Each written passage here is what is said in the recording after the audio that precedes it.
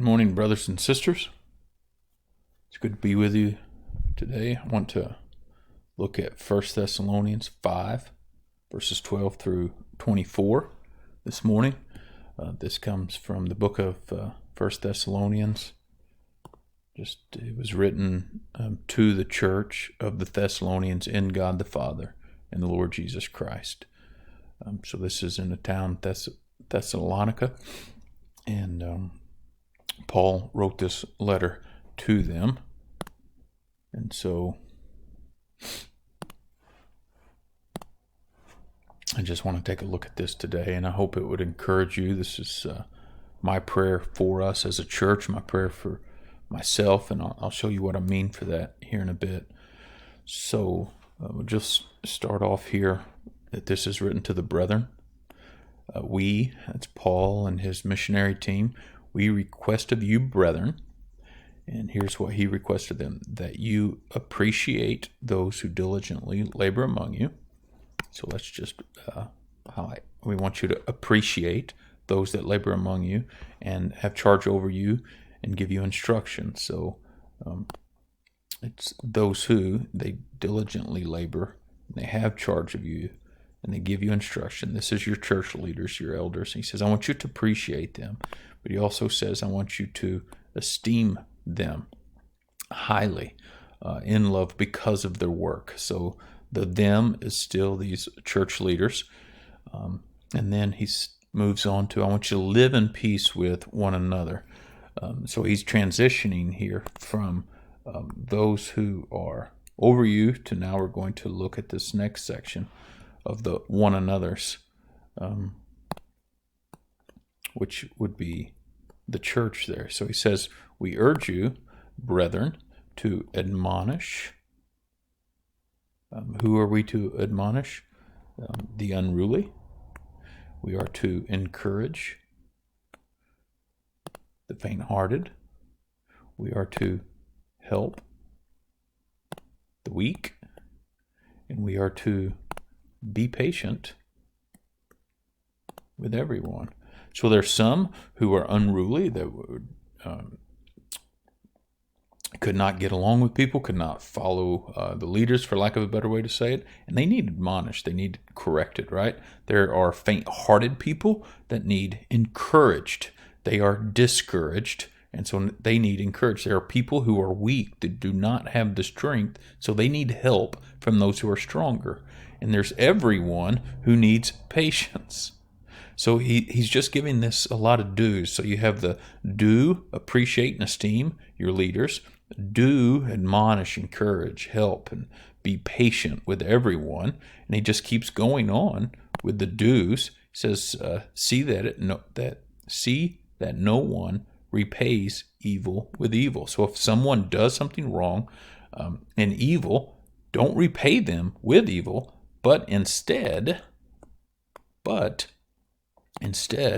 seek after that which is good. So we don't want you, do not repay, but do seek that which is good. So when someone does evil, intends evil towards you, you do something for their good. Seek good for one another and for all people. So he goes from what you should do, you should appreciate, esteem your leaders, and then on this level amongst yourselves with one another, you are to admonish, encourage, help, be patient, whatever's needed. If someone does wrong, don't do wrong towards them, but in fact do good towards them, seek good. And then he transitions to what we should do towards God. Rejoice, pray, and give thanks. I want you to notice something here. Always, without ceasing, in everything. So we are to always rejoice, always pray, and always give thanks. Rejoice always without ceasing in everything. Pray always without ceasing in everything. Give thanks always without ceasing in everything. There are certain things we should be doing all the time. For this is God's will for you in Christ Jesus. You want to know what God's will is for you? To always be praying, always be rejoicing, always be giving thanks in everything, all the time. This is God's will for you. So we see our relationship to our leaders, what we are to do, relationship to one another, what we are to do, relationship to God, what we are to do. And then we see this relationship, I would say that loosely, to the Spirit's work, God's work in the church, and it's more do's. Do not quench the Spirit. Do not despise prophetic utterances, but do examine everything. Do hold fast to that which is good, and do abstain from every form of evil. So the Spirit's going to be working. Do not quench it. Quench it would mean to extinguish, throw water on a fire. When God works through His Spirit in the church, don't stop it. Don't fight against it. In fact, don't despise prophetic utterances. These prophetic utterances would not necessarily mean speaking about the future, but as much as speaking the word of God. Don't despise what the Spirit might be saying through God's word. But you can't take everything. You have to. You can't assume everything is from the Spirit. So you have to examine it carefully. And you have to hold fast to that which is good. That means there's going to be things that are bad that you need to hold loosely to. Let go of it. And there's all kinds of forms of evil. You have to abstain from every form of it. So we have a whole list of things to do towards our leaders, towards one another, towards God, following the Holy Spirit. We are to appreciate, esteem, admonish, encourage, help, be patient, do not repay evil, but seek good, rejoice. We are to pray, we are to give thanks, do not quench, do not despise, examine, hold fast, and abstain. Let's count them. 1, 2, 3, 4, 5, 6, 7, 8, 9, 10, 11, 12, 13, 14, 15, 16, and 17 things to do. That makes us feel like we have a lot of weight on our shoulders of commands to obey. And that's exactly what these are commands to obey. Now, here's the main point I want to get to down here. Now. So he transitions. All that being said, now, may the God of peace himself sanctify you entirely. So all of this 17 things to do would be sanctification. These are things you do in which you set yourself apart to be made holy. And then he transitioned. That being said, now he's asking, may God, this is his prayer, may the God of peace himself sanctify you entirely. So he's told them these 17 things to do, and then he's asking God to actually do it. That his hope is in God for them to obey all these commands.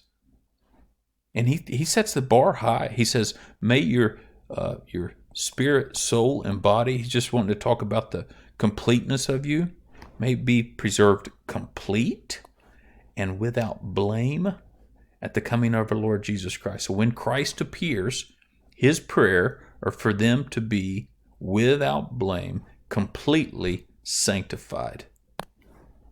Without blame, completely sanctified. This is his prayer. He's told them to do these things. And then he shows where his prayer is that God will do it. Now here is a great promise. Here's a wonderful promise. Faithful is he who calls you, and he will also bring it to pass. So Paul puts all the hope of sanctification and all the things we are to do, these 17 things to do for our leaders, for one another, towards God, through the Spirit, is based upon the faithfulness of God. God is faithful. He's the one that called us. He is faithful. He called us. He will bring it to pass. God will work in us.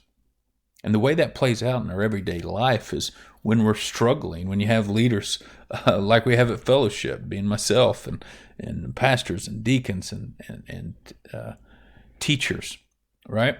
It's not always easy to appreciate them and to esteem them. When you have unruly people, it's not easy to admonish them. It's easier to just ignore and think it'll go away. When you have faint-hearted people, it's not always easy to encourage them. You have weak people. It's hard to help weak people. It's hard to be patient. It's hard to not seek revenge. It is extremely hard to always rejoice, always pray, and always give thanks. It's hard for us to discern what is of the Spirit and what is not. It's so hard to examine these things, to hold fast to that which is good and abstain.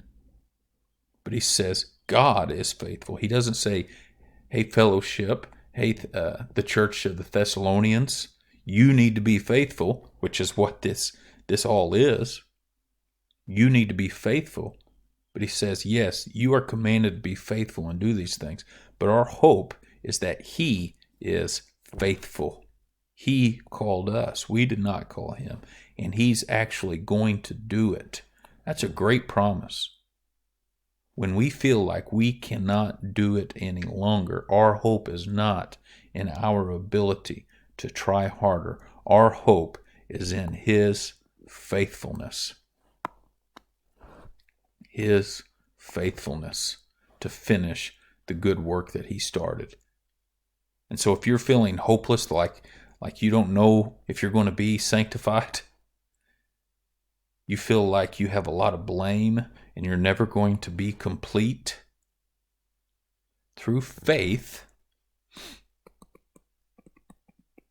I want you to believe that God will make you holy. God's going to finish this work. That is a powerful weapon against temptation. When you're tempted to not appreciate, not love one another, not rejoice, not obey the Spirit, you really can tell yourself that this is true, and I can believe that it's actually going to happen. I need to believe it and obey it because it's going to happen.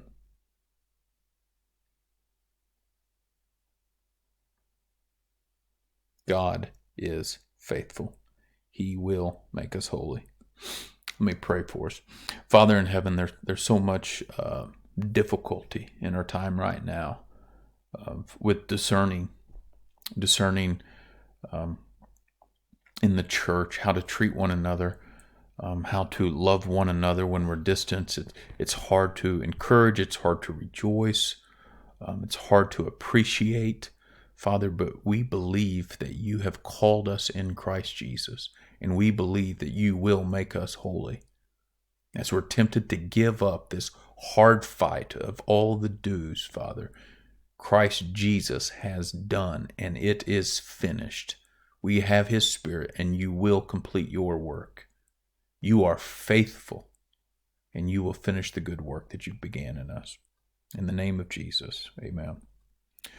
Well, God bless you, Fellowship. I would just hope that this promise, faithful is he who calls you, he will bring it to pass, will be forever ingrained in your prayers and in your lives, that God is faithful and he is going to make you holy.